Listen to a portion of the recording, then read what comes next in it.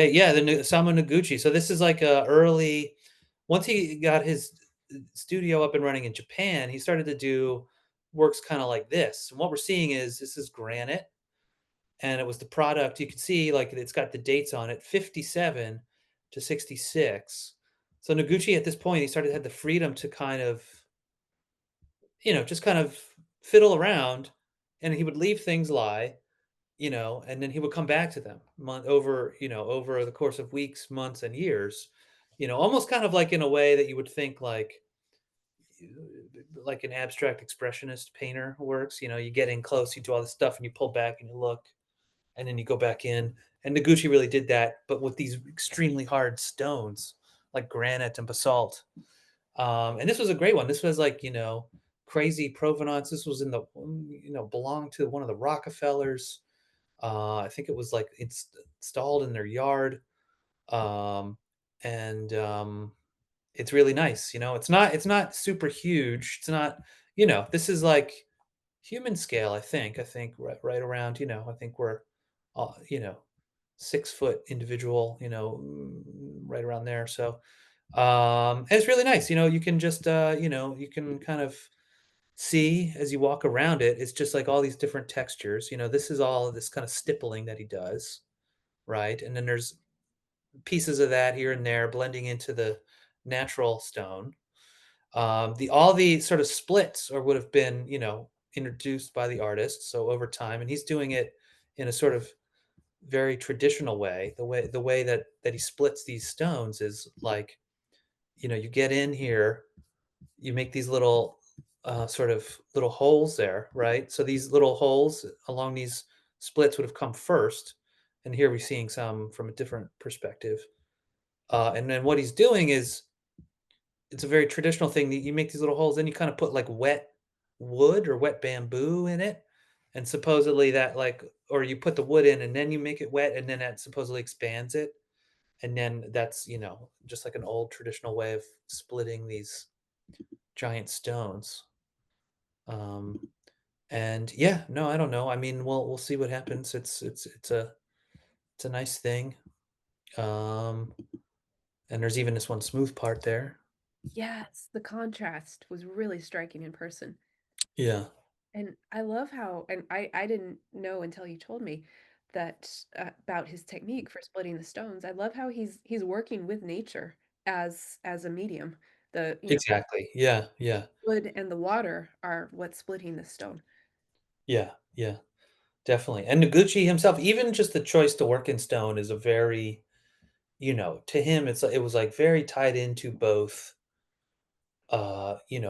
history, as in like, there's like this long tradition of humans manipulating stone and using stone to build civilization and create artwork and all that. So he's trying, he's tapping into that, but it's also for him, it's very much like, the earth itself is already kind of composed like that. Like, you're like using the bones of the world itself.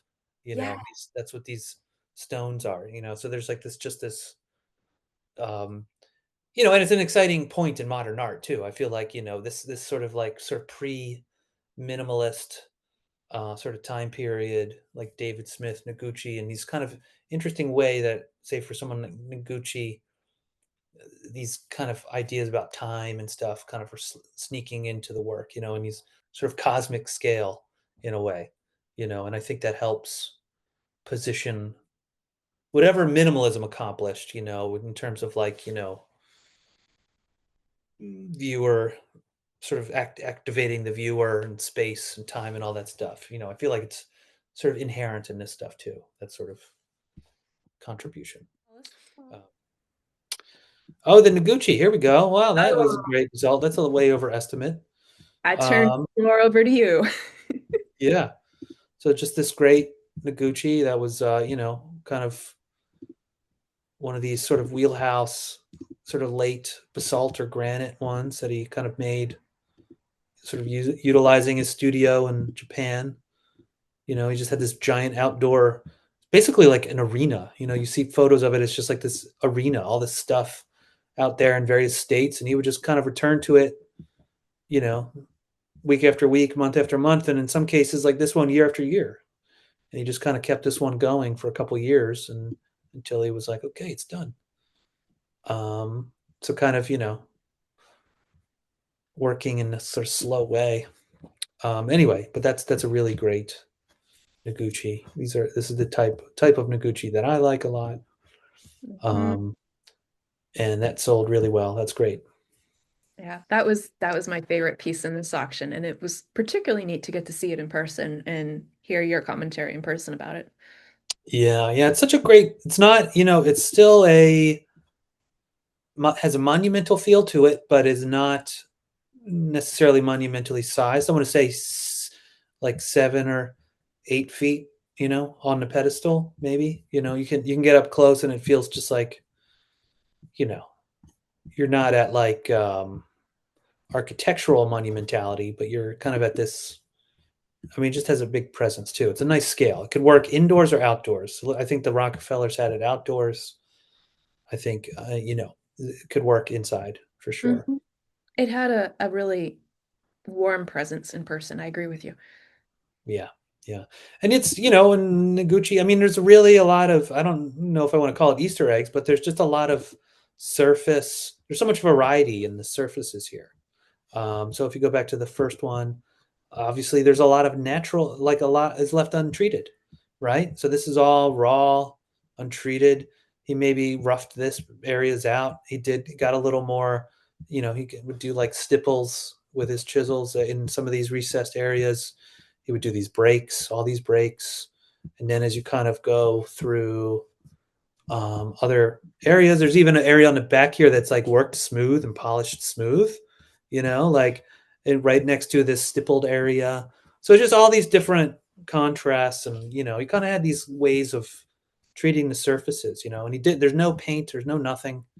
This one's granite, so you can see as it gets worked, starts to look a more like the granite we all know and love from like buildings and plazas and stuff.